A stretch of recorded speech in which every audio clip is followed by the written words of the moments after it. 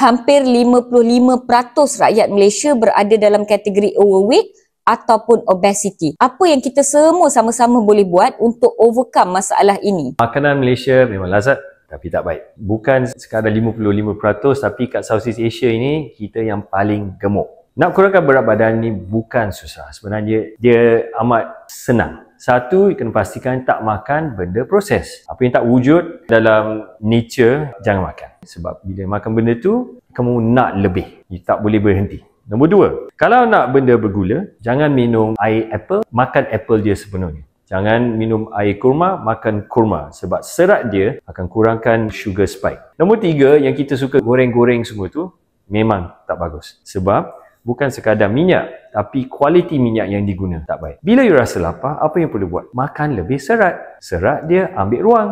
Dia duduk dalam perut lebih lama dan kalori dia sedikit. Berat badan confirm akan turun. Tak payah buat apa-apa. Apa rawatan weight loss selain daripada pembedahan bariatrik? Untuk weight loss ni, lepas lifestyle changes, diet dan exercise yang paling penting, paling efektif, paling murah. Nombor dua ialah injection atau tablet. Injection dia macam-macam. Ada setiap hari punya, ada yang setiap minggu. Tapi injection yang kita ada ni ada macam-macam problem.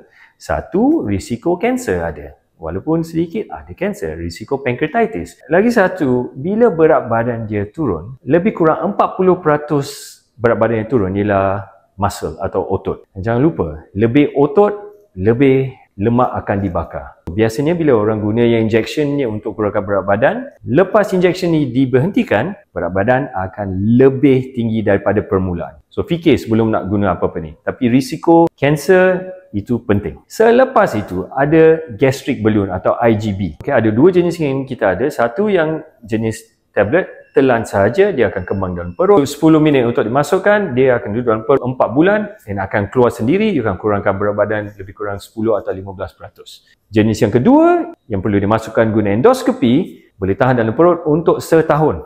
Dan balon ini jenis yang boleh dijadikan besar lagi kalau benefit dia makin kurang. Tapi untuk keluarkan guna endoskopi juga. Berat badan yang boleh hilang boleh sampai 20 kg. Lepas itu ada cara yang baru yang akan datang atau sudah baru dimulakan. Jahitkan perut guna endoskopi. Tak payah potong dari luar. Tak payah pembedahan. Tak payah lubang dalam perut. Guna endoskopi dan jahit ke dalam. Dan lepas itu bariatrik. Bariatrik walaupun berkesan, jangan lupa ini pembedahan. Pembedahan ada risiko dia sendiri. Ini cara yang kita ada buat masa sekarang. Apakah nasihat Dr. Prabjot sebagai pakar gastroenterologis kepada mereka yang mempunyai masalah overweight ataupun obesity tapi segan, malu nak dapatkan bantuan profesional daripada doktor? Malu tu semua orang boleh malu. Semua orang akan malu untuk apa-apa.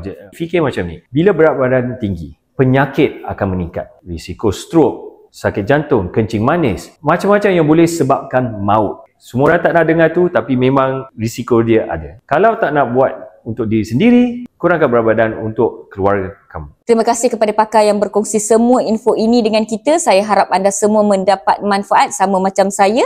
Kita ucapkan terima kasih kepada beliau. Hai, saya Dr. Prabjot Singh Sidhu. Saya adalah pakar gastroenterologi, hepatologi dan internal medicine di Ara Damansara Medical Center. Ara Damansara Medical Center membawakan video berbentuk pendidikan kesihatan ini khas buat anda semua.